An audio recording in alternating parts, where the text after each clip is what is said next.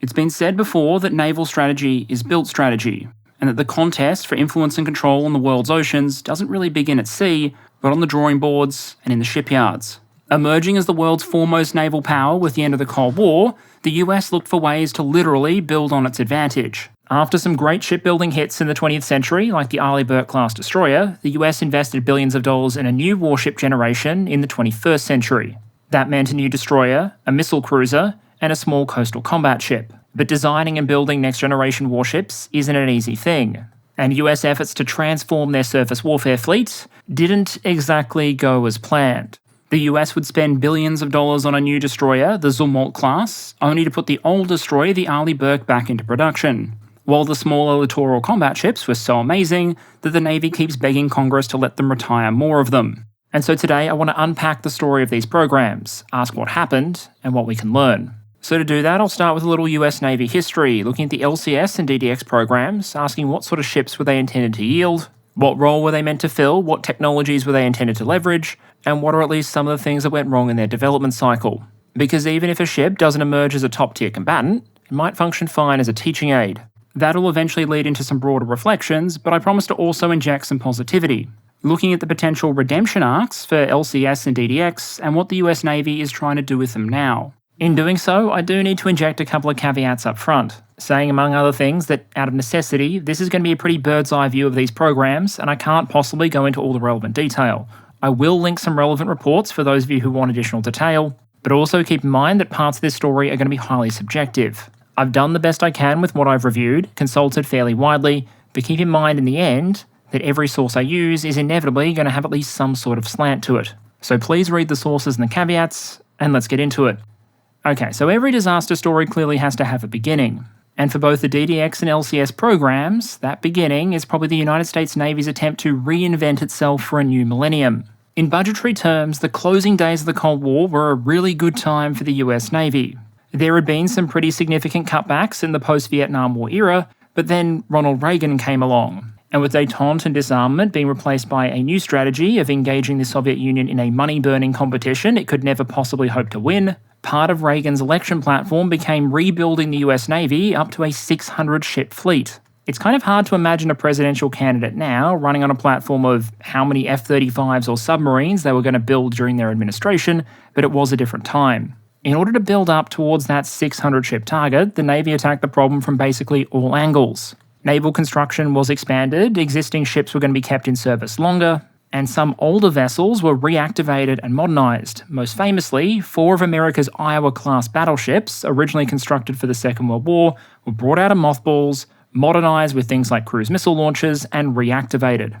The effort did achieve some milestones, like bringing the aforementioned battleships back from extinction, but it never did quite hit the 600-ship target. According to the US Navy's History and Heritage Command, the fleet inherited by George Bush Sr. in 1989 hit a grand total of 592 active ships, including 4 battleships, 14 aircraft carriers, 68 cruisers and destroyers, 100 attack and 37 missile submarines. Shortly thereafter, however, the Soviet Union suffered critical existence failure, with the US Navy's modernisation and expansion budget following it into oblivion shortly thereafter.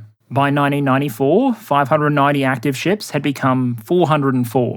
By 1999, 336, and in 2004, 292. As an aside, I think those numbers might illustrate why Saddam's decision to invade Kuwait in 1990 was such a Darwin Award-worthy move, with him somehow managing to time his great strategic play so it happened when the US military was no longer distracted by the Soviet Union, but before it had time to get rid of all the forces it had built up to counter the Soviet Union.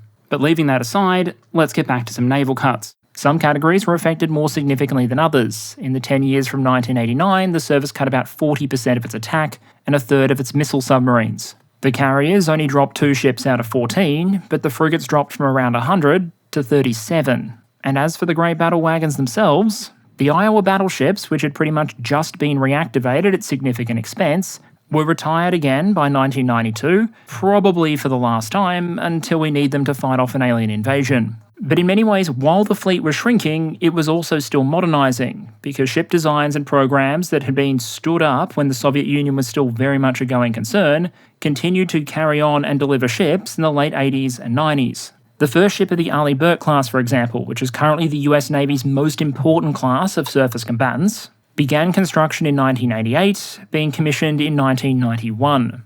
And with advanced sensors, weapons, and of course the Aegis combat system, you can argue these were some of the most advanced destroyers in the world as they began to enter service.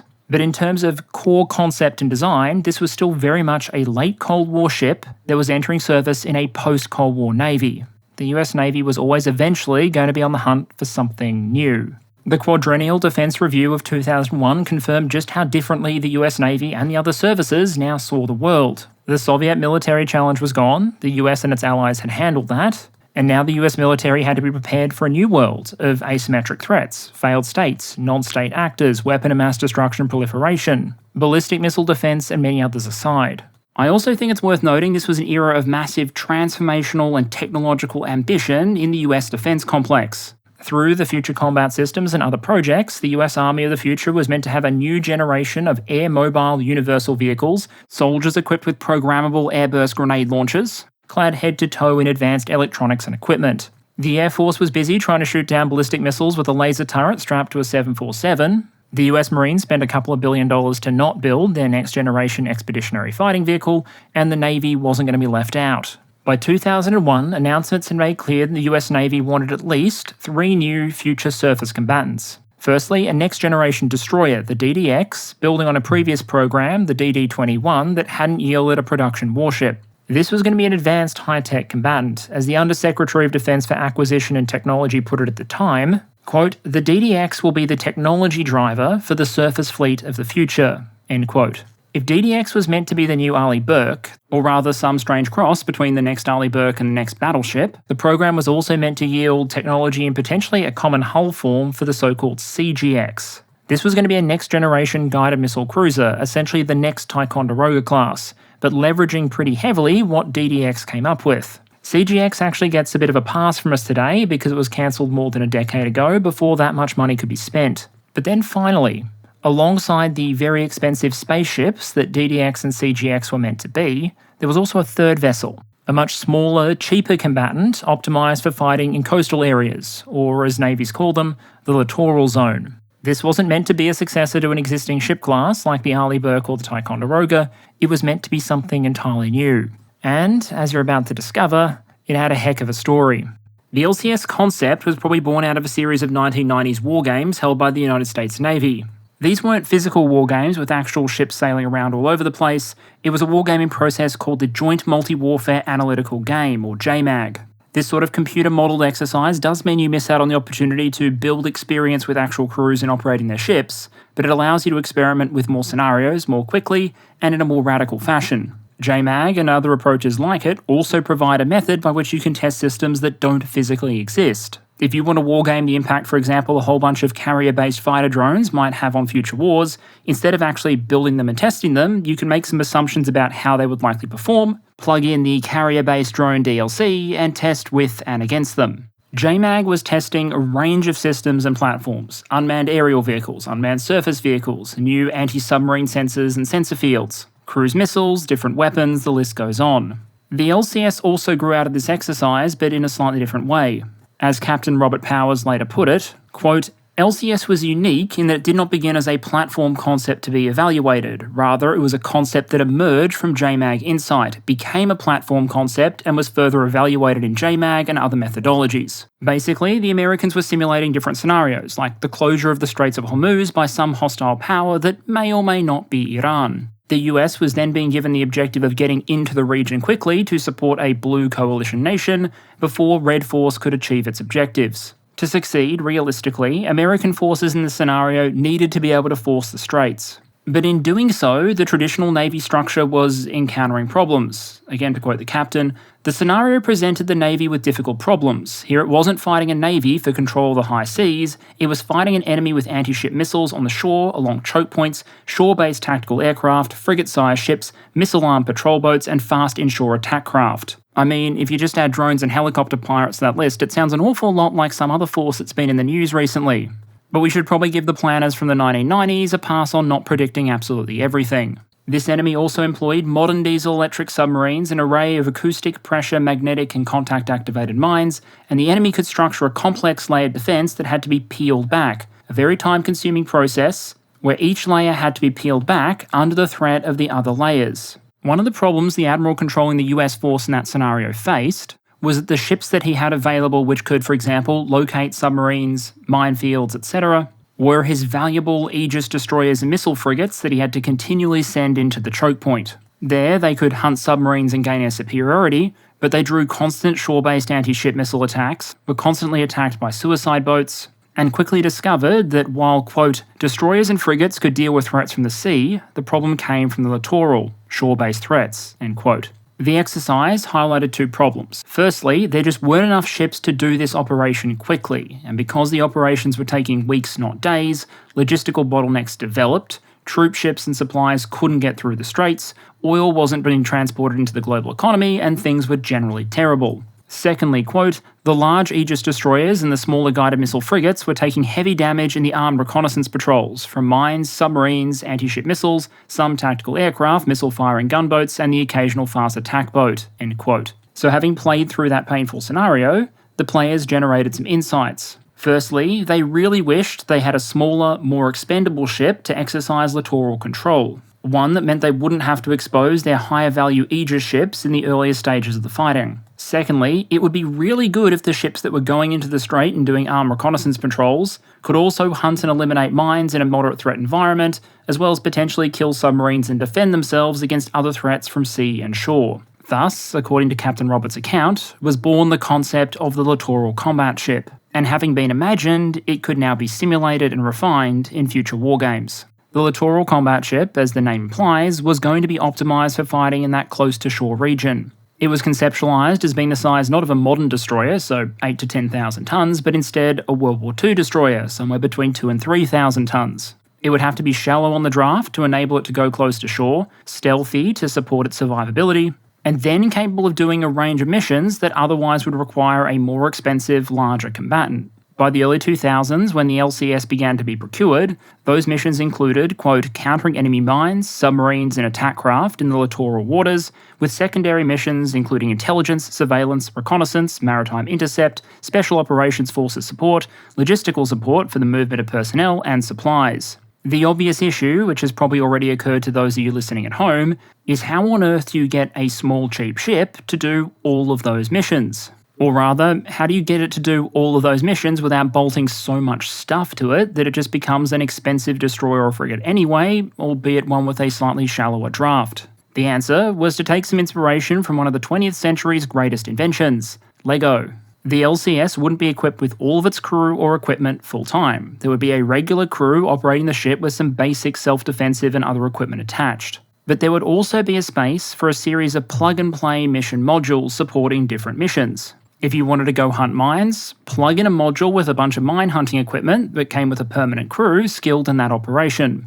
Once the mines were clear, duck back to port, and in a couple of hours you unplug the mine hunting module and replace it with something else. Maybe you want to go hunt swarms of surface drones and fast attack boats, so you strap on a surface warfare module which comes with a pair of 30mm cannon.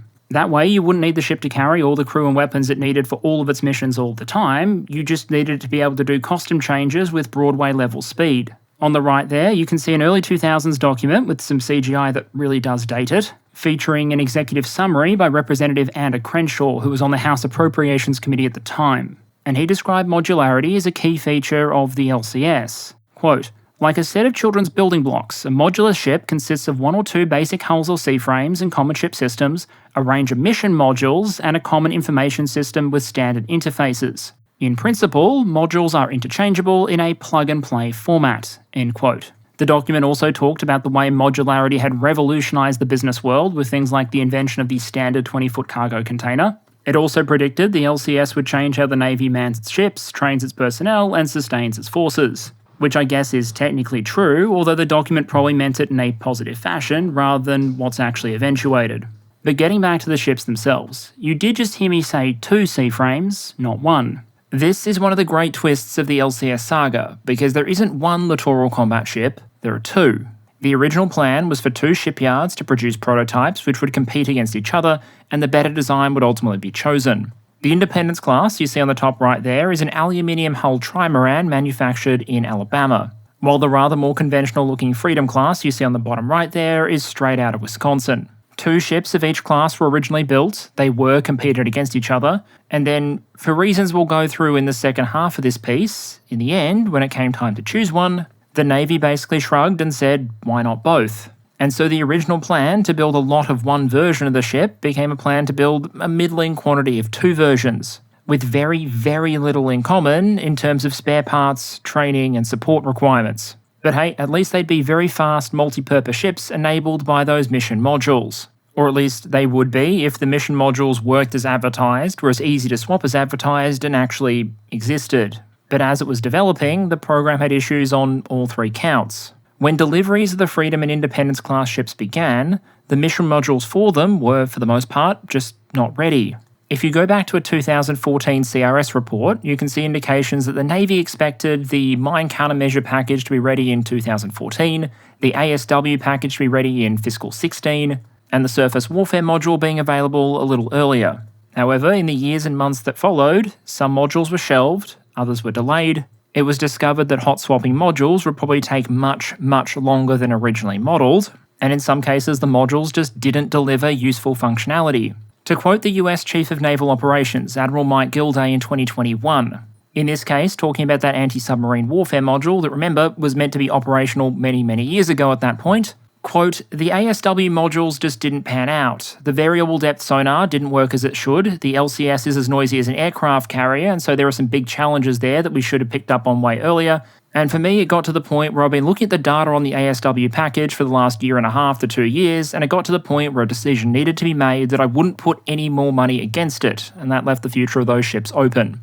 End quote. The surface warfare module was much more successful. It got an initial operating capability in 2019, but was pretty widely criticised for being tremendously undercooked. It gave the ships 2 30mm cannon and 24 longbow Hellfire anti-tank guided missiles, which is a comparatively short-range system that you'd more often see fired from helicopters. Now that armament, which remember is meant to represent the LCS in its upgun configuration, is probably sufficient if your primary target is going to be small boats and fast attack craft that have to get really, really close to you. But if you want to be a littoral combat ship engaged in that ship-to-shore fight, you probably don't want to be fighting anti-ship missiles with ranges in the hundreds of kilometres, with a system that might, with a favourable wind and some luck, just make it to the double digits. Fortunately, we can only assume that everyone was mercifully distracted from the problems with the mission modules by all the problems with the ships themselves. The usual trifecta of delays, technical issues, and increased costs all reared their heads.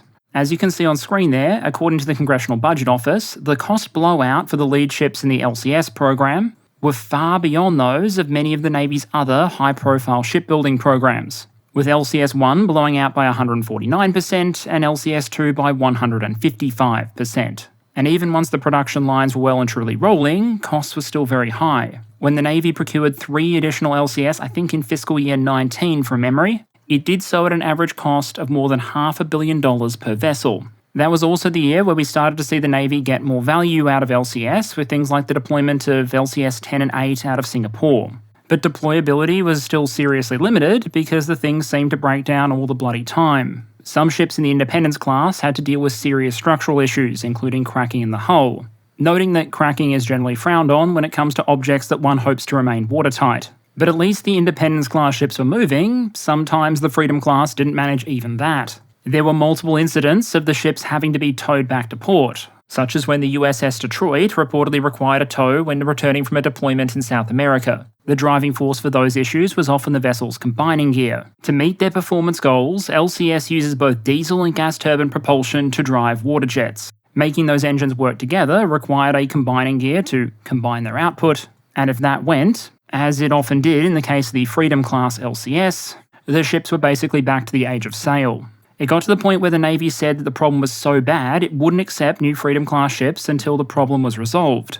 Which might say something given the Navy was still happily operating the Independence class, the ones with the cracks in the hull, that were in some cases so bad that reportedly the USS Omaha was ordered by the US Navy to limit its operations to 15 knots or slower in Sea State 4 or lower. The Sea State codes go up to 9, by the way, with 4 being characterised as moderate.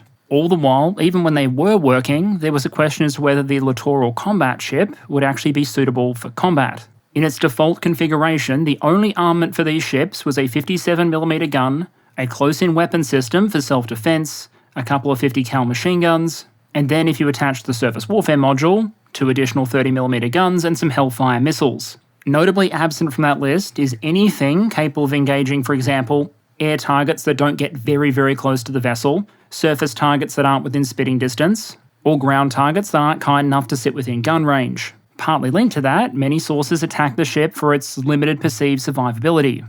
In their 2017 report, the Director for Operational Test and Evaluation observed, among other things, that, quote, both LCS C-frames have limited anti-ship and missile self-defense capabilities, the Navy has not fully tested these combat systems, and the Navy does not plan to conduct further air warfare operational testing of the Freedom C-frames 1 through 15 in their current systems configuration. The Navy has accepted the risk of continued operations with a combat system that is not operationally tested, quote. It went further to say, quote, survivability testing and preliminary analysis on both LCS variants continues to demonstrate that neither LCS variant is survivable in high-intensity combat. As designed, the LCS lacks redundancy and the vertical and longitudinal separation of vital equipment found in other combatants. These features are required to reduce the likelihood that a single hit will result in the loss of propulsion, combat capability, and the ability to control damage and restore system operation, end quote. So when all was said and done, if you checked in on the LCS program a couple of years ago, you can argue that what the Navy ultimately got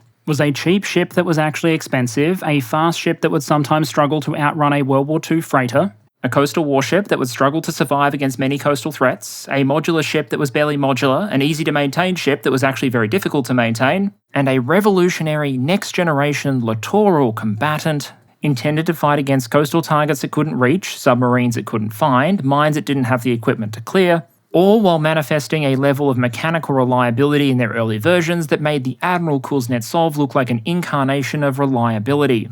The LCS won no shortage of critics in the Navy. Some actually took to calling it the little crappy ship instead of the littoral combat ship, and the Navy repeatedly went after the program with the world's biggest razor, trying to cut the number of ships to be constructed, retire or reserve some of those that had already been completed, and steadily shedding mission modules for a more mono-mission concept, all with the goal of saving some money while the service desperately pivoted back to building some more conventional frigates. So of course Congress intervened repeatedly to make sure that the ships kept being built, meaning the US Navy now finds itself in the bizarre position of retiring ships like the Freedom-class Sioux City less than 5 years after it had been commissioned. The slightly older Detroit and Little Rock, commissioned 2016 and 17 respectively, have both been put up for sale. However, all three are due to effectively be replaced by new Freedom-class LCS, 27, 29 and 31, with the newest of them, USS Cleveland, only being launched on the 15th of April 2023. At time of recording, 13 Freedom-class LCS have been built, 5 have been retired, and yet 3 are still in construction.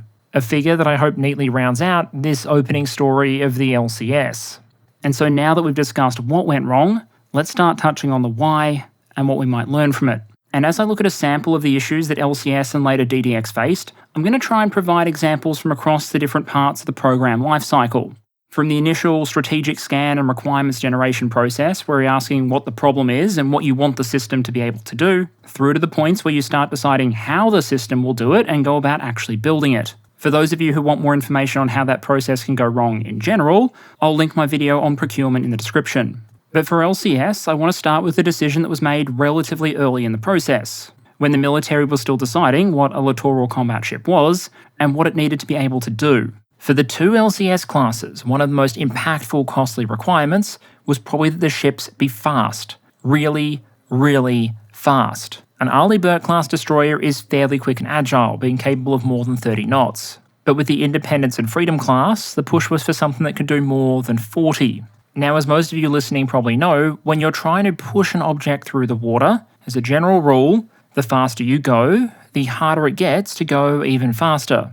You have to add more and more engine weight and volume until progressively you're spending a lot of your engine power propelling your engine power. And unlike America's supercarriers or some of the Soviet Union's very fast submarines, with LCS there wasn't going to be a nuclear reactor on hand that could just solve that engineering problem by just throwing more and more energy at the issue. In the end, in order to get the required performance in a shallow draft vessel, the LCS designers ultimately went with relatively complex water jet propulsion systems that took up a lot of space, were maintenance intensive, could often only be serviced by contractors, not the ship's crew, which was in some ways an extension of a broader problem with the LCS in that they were highly dependent on contractors for servicing, and in some cases I'm told the ship's crews weren't even given the PIN numbers necessary to fully access the ship's systems, instead being reliant on a vendor to come out, which is already a model that a lot of militaries have somewhat soured on, but you could argue the drawbacks of that model were potentially compounded in the case of the LCS, when you had components or systems, like the combining gear on the Freedom class, with a tendency to break. We talked about the design flaw in the combining gears earlier, but it seems unlikely the propulsion system would have looked like that in the first place if the requirement didn't say this thing needed to be able to play tag with speedboats. But of course, the Navy didn't really have a choice because we've not yet invented any other piece of technology that is capable of moving quickly over large areas of ocean and engaging small underarm targets like speedboats. Helicopters and naval aviation aren't real, citizen. Move along. Next, I want to move to an issue that was less focused on the question of what the ship had to do, but rather how it was going to do it. In the past, I've called this the concept phase, but it's basically where you move from the big picture question of what problem am I trying to solve to how am I going to try and solve it. It is entirely possible to get an early conceptual decision wrong and as a result to screw yourself utterly later on. To take an extreme example, if I decide my troops need new generation communications equipment that is very difficult for my opponent to jam, that's one thing. But if I jump the gun and issue a requirement for little harnesses that will allow carrier pigeons to carry USB sticks, as my nominated answer to that broader need, then I've probably pre-selected a very bad conceptual solution to the problem. For the LCS, one of the features built in from almost the very start was a multi-mission capability that was enabled by modularity. If the Navy was dealing with a submarine warfare threat, the LCS could quickly duck into port, say I choose you, anti-submarine warfare module, and off it went. The concept was always going to be attractive for at least two reasons. Firstly, as a savings measure, you didn't need as many hulls, you could just invest in different mission modules and use the ships across missions as required. And secondly, because it helped with the basic engineering challenge of how to fit a lot of equipment and capability into a small vessel, namely by making it removable and not having all of it fitted at the same time. Notably, the concept wasn't an entirely new one. At the time LCS was being conceived, the Royal Danish Navy was already using a system called Standflex. Danish Standflex modules can be changed within half an hour using a 15-ton capacity crane, and allowed ships to quickly bolt on everything from quad packs of Harpoon missiles to anti-submarine warfare torpedoes to command and operation equipment for mine-clearing drones. So the concept wasn't new, and I think it has potentially huge relevance for naval developments going forward, but it was new for the US Navy. And, as we'll discuss in a moment, that novelty, coupled with the length and breadth of what the Navy wanted the mission modules to be able to do, introduced a significant degree of technical risk basically from the start. It also introduced some of the risks you will almost inevitably get when you decide to invest in trying to make a particular platform multi-mission capable. And hearing that, you might be thinking, hey, Perun's about to go on a rant about how specialised tools are usually better than multi-mission or modular ones. And you know what? Sometimes, but not always, that is true, but it's not what I'm going for here. Instead, the issue is a basic physics problem, that no matter how many missions a single platform is capable of doing, it can only really be doing one of them at a time. If I'm on a building site and one bloke needs a hammer, one bloke needs a screwdriver and the other one a saw, I can't solve the problem by giving them one multi-tool. Because if screwdriver dude is using the tool, then hammer guy is going to be left figuring out if he can use a brick as an acceptable substitute. At present, the United States Navy finds basically all its ships pretty heavily tasked. There's demand for just about everything, and the Navy just isn't big enough to answer every request from every combatant command. And so you have to ask the question, by engineering all of these additional capabilities and modularity into the LCS, were you making a more expensive, more complex ship than you needed to do a lot of the jobs it was going to be required to do?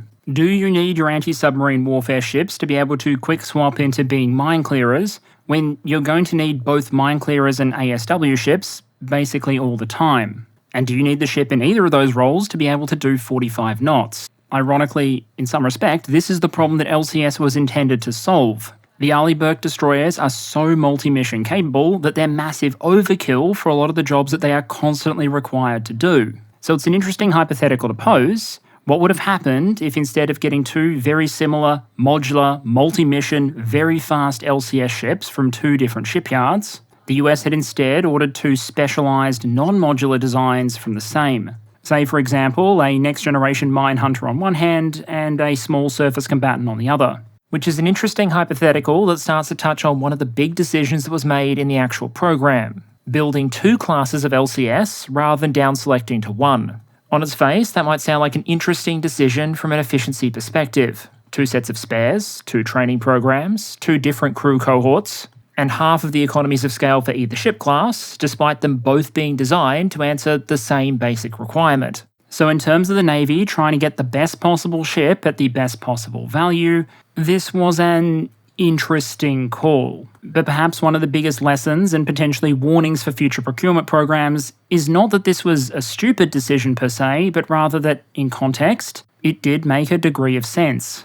As one of the articles I'll link in the description notes, there have been plenty of times where the LCS program has been under significant political pressure. In the summer of 2004, the House Armed Services Committee attempted to remove funding from the program from the FY 2005 defence budget, quote, citing a number of substantive concerns about the program, end quote. The head of the Projection Forces Subcommittee of the House Armed Services Committee at the time, Roscoe Bartlett, basically said the concept was, quote, immature, end quote, and pushed for funding for additional Arleigh Burke-class destroyers instead. But doing that was going to pose a significant threat to the shipyards that were now heavily invested in the LCS program. That meant potential layoffs of skilled labour and an uncertain future. So there was some significant pushback from program supporters.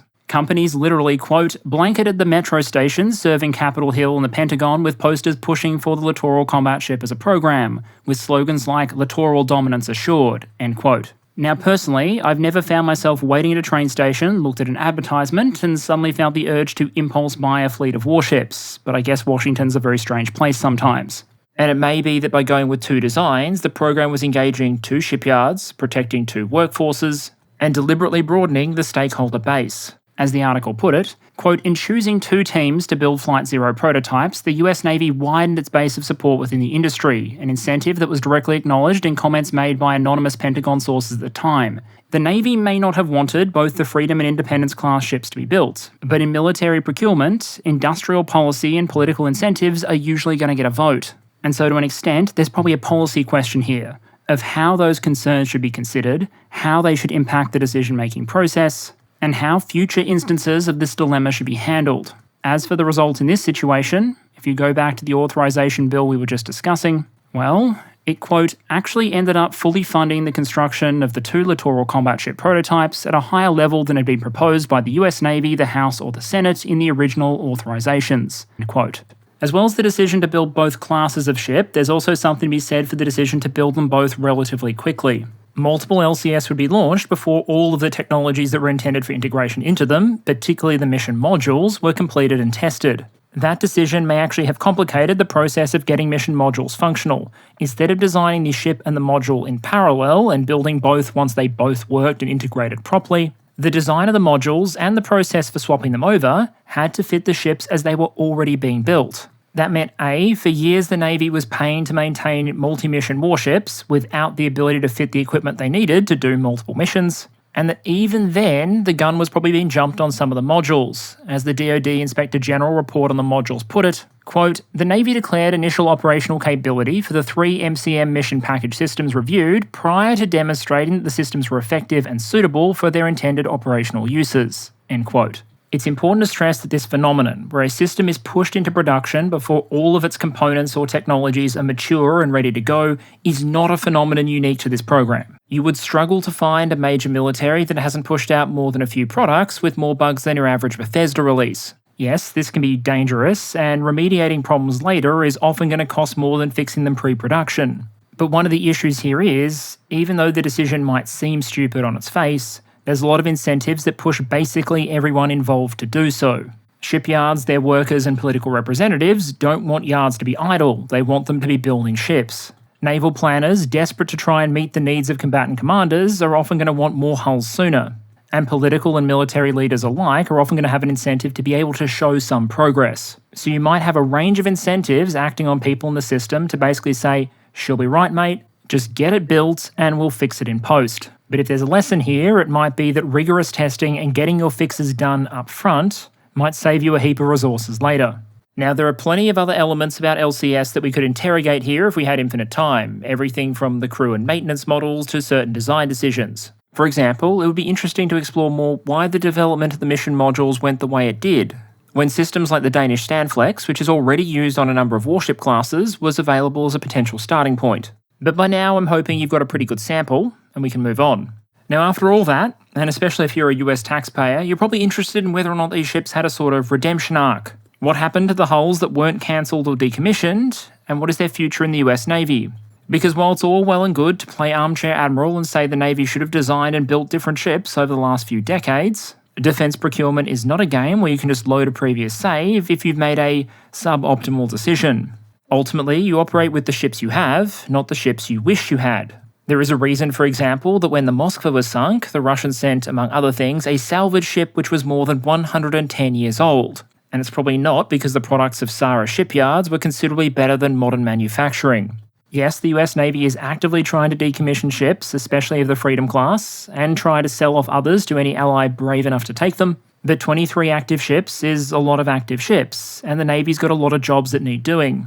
The LCS may or may not deserve the title of little crappy ship, but in the end, the Navy's got a lot of little shitty jobs for them to do. And every low-end task they can do that doesn't then require an Arleigh Burke still realises a savings and utility for the wider force.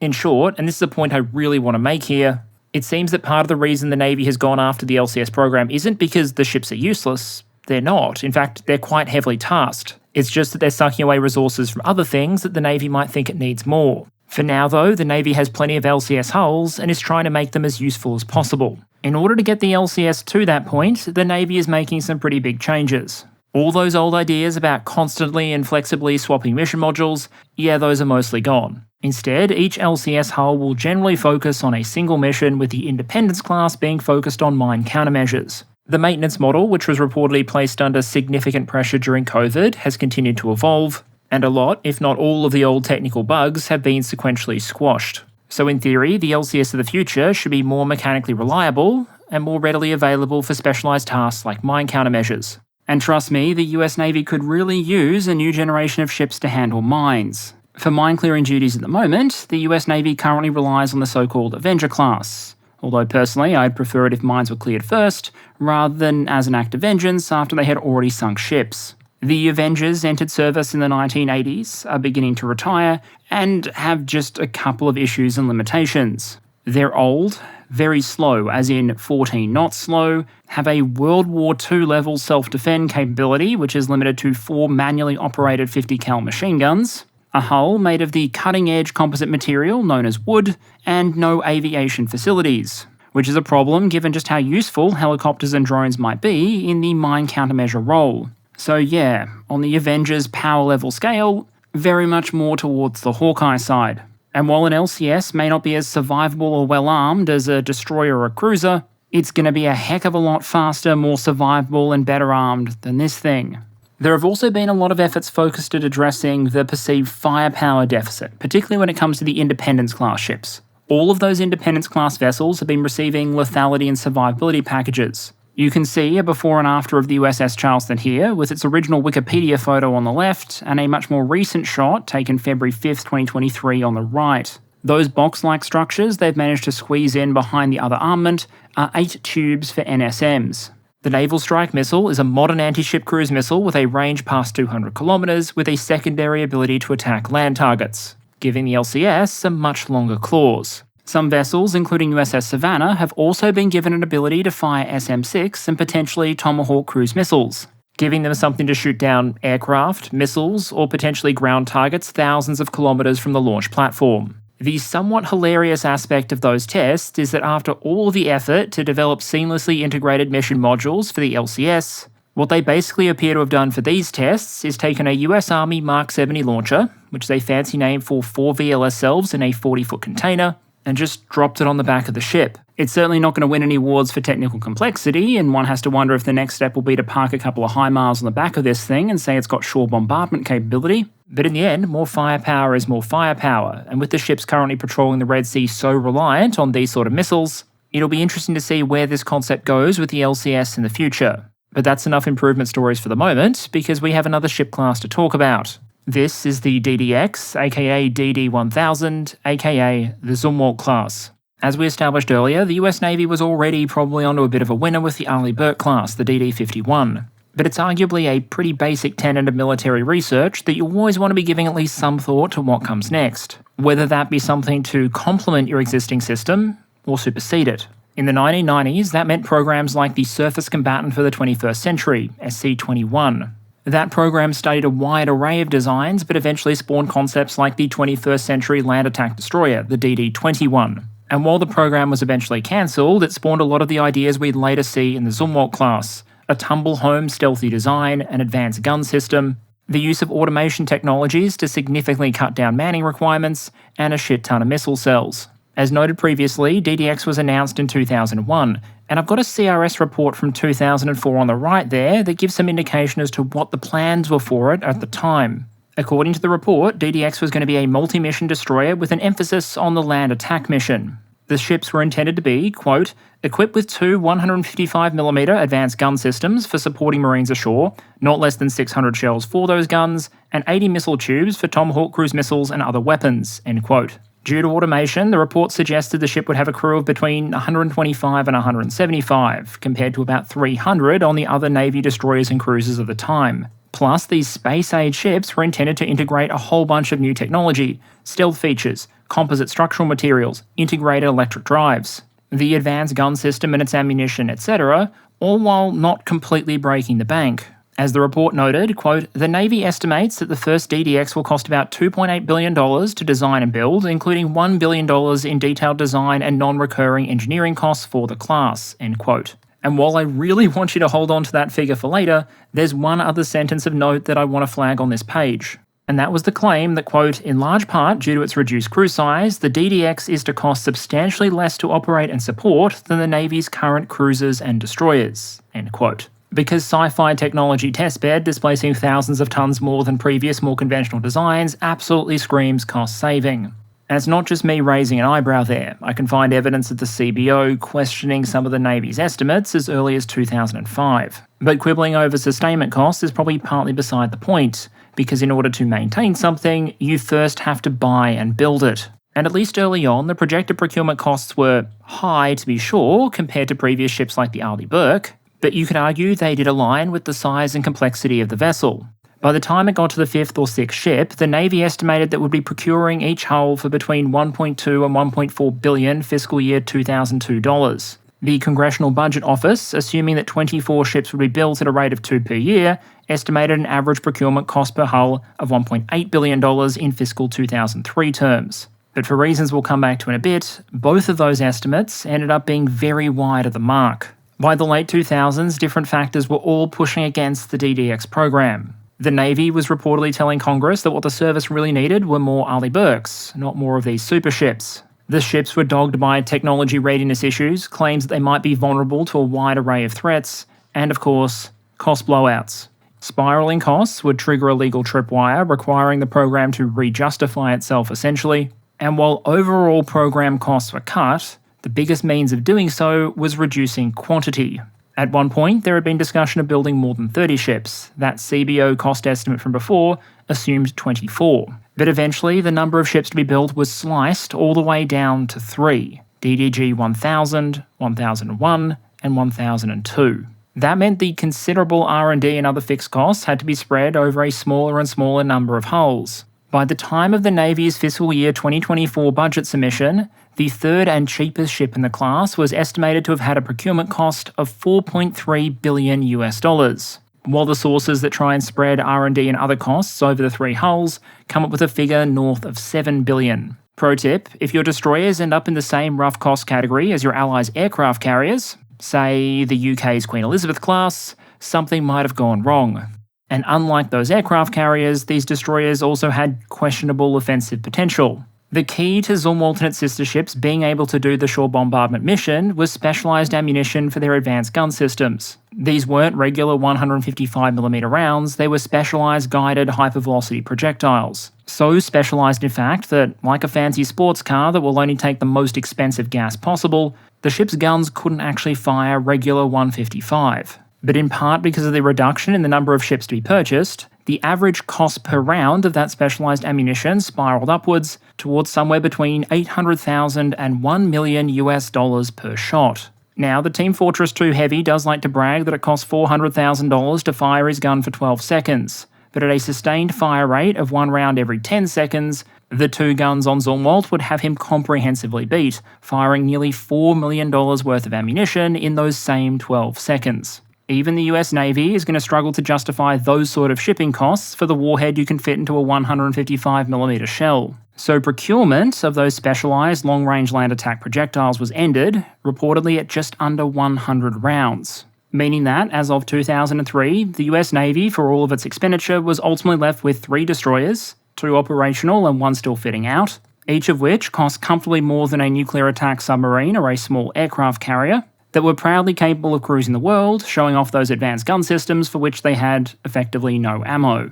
The GAO also noted that 4 critical technologies aboard the ships had not yet matured, noting that, quote, 3 of these immature technologies, which involved the ship's signature computing and radar capabilities, were planned since program start, end quote. All of which combined, I'd argue, meant these ships ended up considerably more expensive than they were meant to be, considerably less capable than they were meant to be, and as for those operational savings they were meant to offer compared to the Arleigh Burke, well, according to one source I found, they actually ended up costing about twice as much. So to move on to the why part, there are so many decisions and factors we could look at to help explain the Zumwalt's journey. But if you want to talk about one, just one, that shaped the way the ship evolved and performed, then I think we have to go back to the original requirement that said the Navy had to come up with something that could do naval gunfire support. Now, at least in part, this was probably because there were some in Congress who were very nervous about the phase-out of the old Iowa-class battleships. The US had reactivated 4 of them during the Reagan years, given them Tomahawk cruise missiles, and then also given them a chance to throw 16-inch shells at things during the Gulf War. In that respect, the ships had performed. A 16-inch shell represents a lot of bang, but with a post-Cold War budget, keeping a World War II-era hull with a crew complement close to 2,000 in service just so occasionally you could throw 16-inch shells at something, wasn't really going to win any prizes for responsible financial management. That was a niche, supposedly, that a land attack destroyer could fill. And by mandating the how, by saying that Zumwalt had to be able to provide gunfire support as opposed to any other sort of support to amphibious operations, while being packaged with a range of cutting-edge technologies, a fair amount of risk, arguably, might have been baked into the effort from the start. Now, the lazy thing to do here would just be to exploit the fact that hindsight is 20/20, say the gun ultimately did not work and didn't prove economical, and therefore was obviously always a bad idea. Instead, I think it's a warning of the potential for a series of logical decisions to result in an illogical concept that ultimately doesn't deliver anything militarily useful. The AGS arguably made sense in the context of the requirements we discussed earlier. You start with Congress setting a requirement that basically says, you only get cash if you build a ship with a bunch of guns that can help the Marines. Now, navies consume funding faster than even diesel and grey paint, so they probably didn't want to get cut off. So, guns it is. But the Navy doesn't also want to get its very expensive destroyer killed by things like shore-based anti-ship missiles, so it needs a way to make the ship doing the naval gunfire survivable.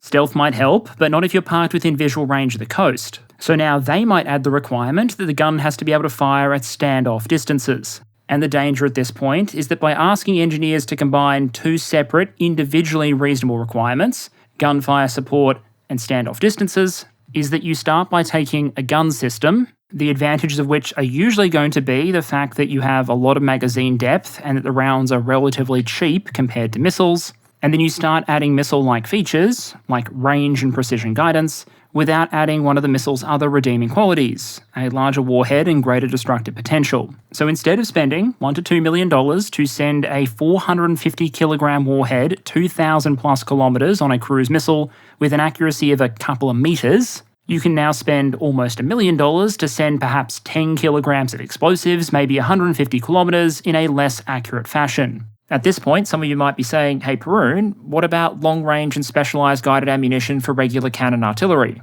Are you trying to say that doesn't make sense? To which I'd say those are usually very specialised valuable tools that give flexibility to cannon artillery, because the guns can fire both regular dumb rounds and smart rounds. With the Zumwalt AGS, the premium option was the only option. One of the great rivalries in many navies, supposedly, although I think it's often quite hammed up, is between missile and gun people. Both tend to acknowledge the importance of the other system, but viciously defend the capabilities of their own. For my part, I have absolutely no inclination to take a side in that great debate of our time, but I do want to advance one humble suggestion.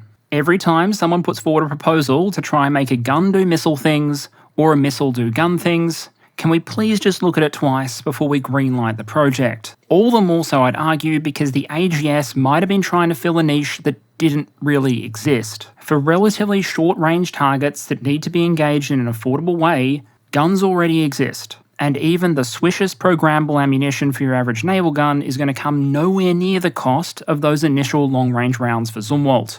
Meanwhile, if you want to provide support to troops ashore, potentially in a very dangerous environment with a lot of standoff anti-ship munitions, there's already an answer for that too.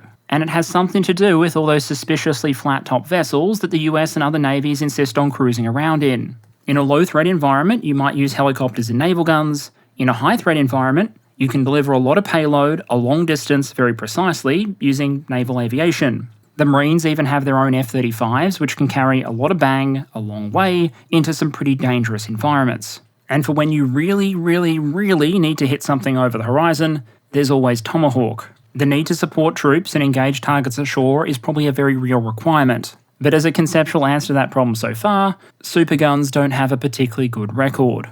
Okay, so let's just pretend for a moment that you spend billions of dollars per ship buying advanced gun-armed destroyers that can't fire their guns. No worries, I'm sure it happens to the best of us. The question is, how can you make the best of the situation? We've already established that maybe the super expensive stealth ship doing shore bombardment with $1 million rounds isn't the most coherent and useful concept, but there are still some features of the Zumwalt class that admittedly make it special, and which might be useful in a different role. Those stealth features that might not be enough to keep you alive if you're close to a shore doing bombardment where everyone can just see and kill you anyway, might actually add a lot to your survivability if you're out in a crowded blue water ocean environment. The ships have decent onboard power generation, meaning they can potentially support technology upgrades.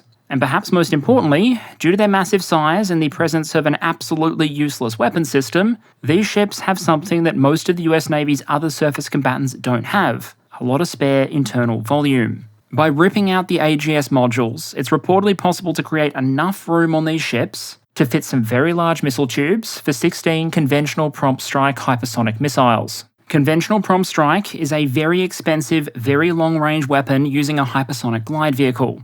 And by fitting it, you're basically turning Zumwalt from a wannabe battleship into a wannabe stealth bomber. It'll become a stealthy, standoff, surface warfare and ground attack platform, operating at distances long enough that its stealth features actually add meaningfully to its survivability.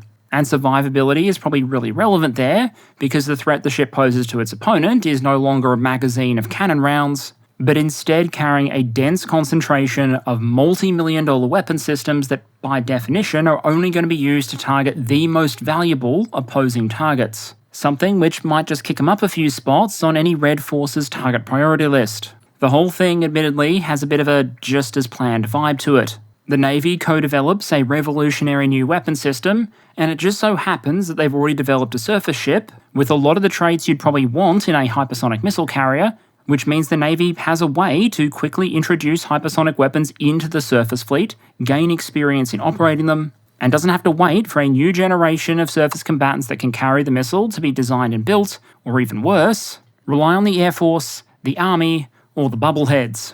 Okay, so Perun, you might be thinking, sure, that means this story actually in the end has sort of a happy ending.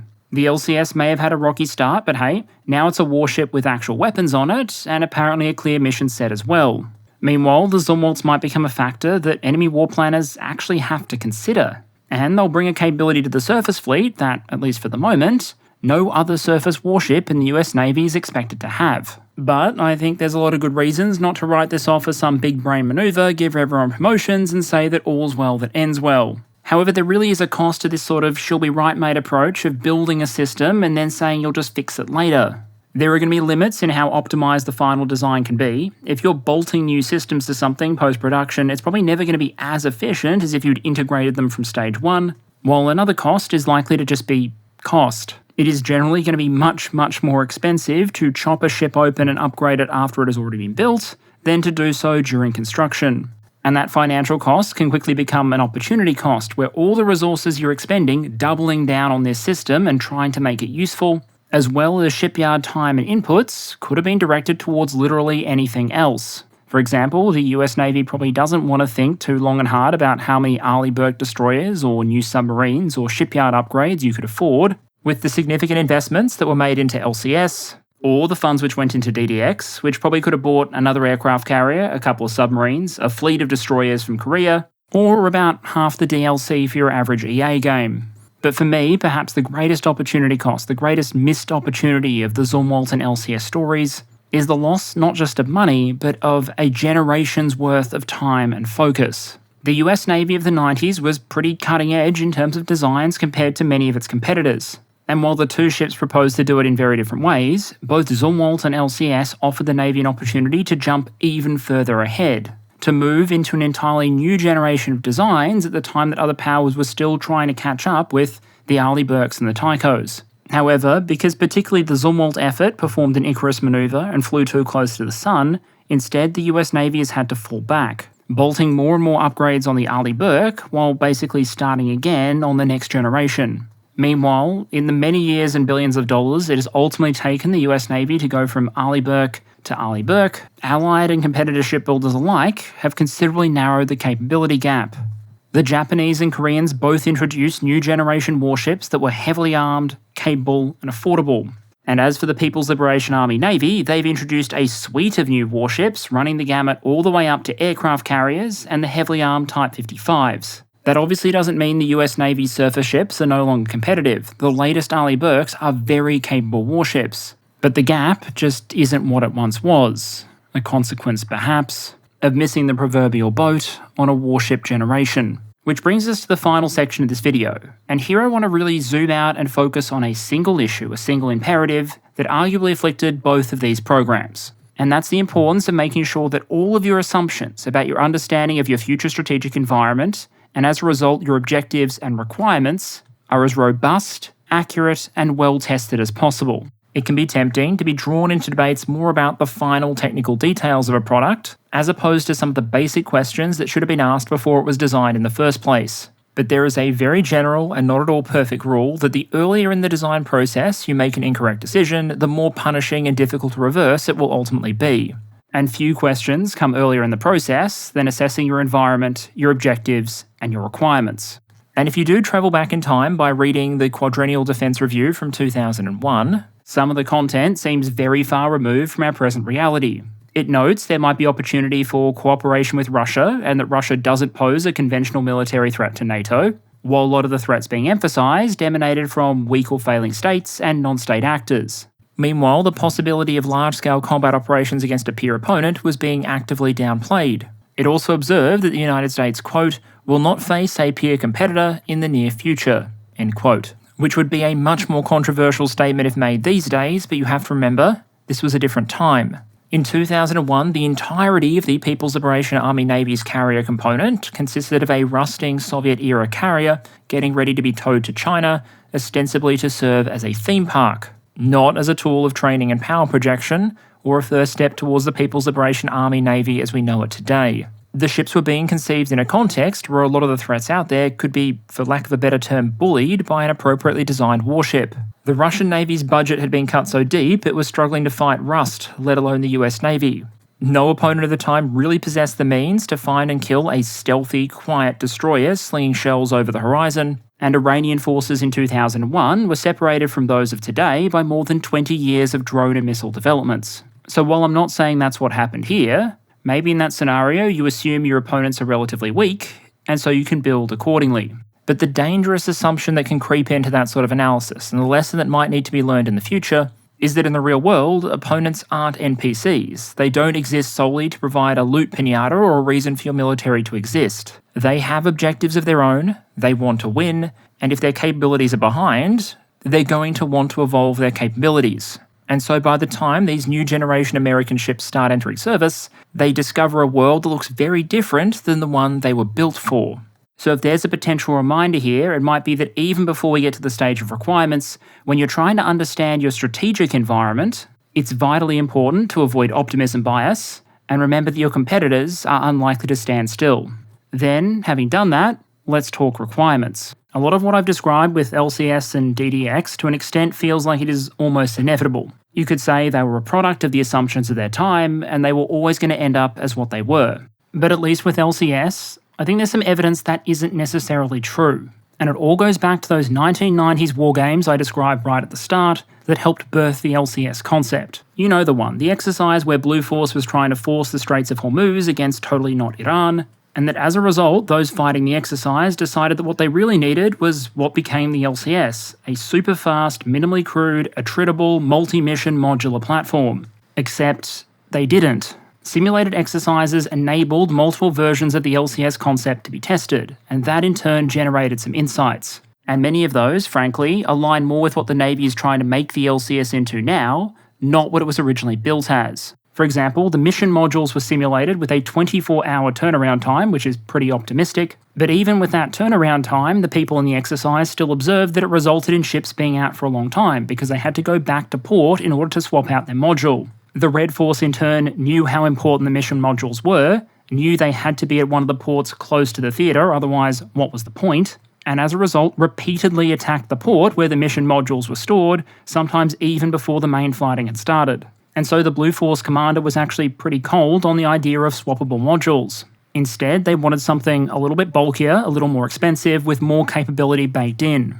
As the Captain Powers article put it, quote, "The operational commander preferred a single multi-warfare capable LCS that had ASW, surface warfare and counter-battery capabilities, as well as a forceful self-defense capability that made it reasonably survivable in moderate to high-threat situations." But okay, Perun, you might be saying, they were never going to get that if they also wanted a ship that could do 44 or 45 knots, which again might be true, but it also wasn't what the exercise was suggesting. Quote, "Speed was considered a desirable characteristic, but not at the expense of a complete warfighting suite," end quote. The exercise would also generate other insights and recommendations that must have been lost somewhere along the way.